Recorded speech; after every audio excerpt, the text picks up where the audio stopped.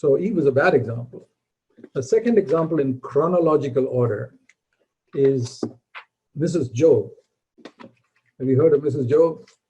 In Job, the book of Job, chapter 2, you see, Job was written before Genesis, by the way, because Job lived long before Abraham, and Moses wrote Genesis. So Job is actually the first book of the Bible. And in the first book of the Bible, you read of an extremely God-fearing man, such a man that God could point out to Satan as an outstanding godly man, but who had a very difficult wife. That's sad. We've seen that through the years. I've seen it myself. Some wonderful godly men who got very difficult wives. And Job's wife was one like that. In the beginning, we don't read much about her except she accepted the fact that Job bowed down and her children were all dead. It must have been a terrific time of pressure. Imagine having 10 children and all of them dying in one moment. All your husband's property lost in one moment. And seeing the husband worshiping God and said, well, the Lord gave, the Lord took away. When I came from my mother's womb, I was naked. When I go there, I'll be naked. So I have no complaint against God. I worship God. And it doesn't say that she said anything at that point. Okay, well, at least I've got my husband. We are together. She seemed to be okay up until that point. I don't know. But when she saw that God had removed the other hedge, the first hedge was around the property, and that was, everything was destroyed. And second hedge was around her children, and that was also gone.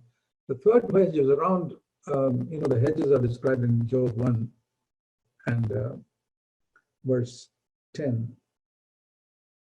And when the third hedge, the one around her husband's body, was taken away, that he became sick, and he was probably a leprosy or something like that, because if you read that he's sitting outside the city later on, scratching himself.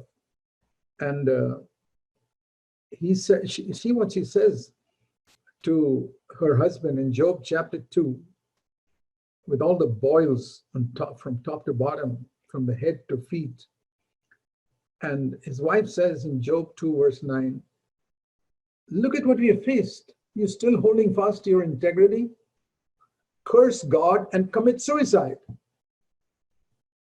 It's the first example of a wife telling her husband to commit suicide because she's fed up. She doesn't believe in a loving God anymore.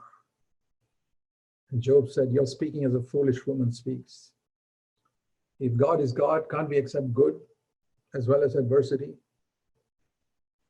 So instead of being a help to her husband when husband was sick, because the loss of children was the loss of her husbands too.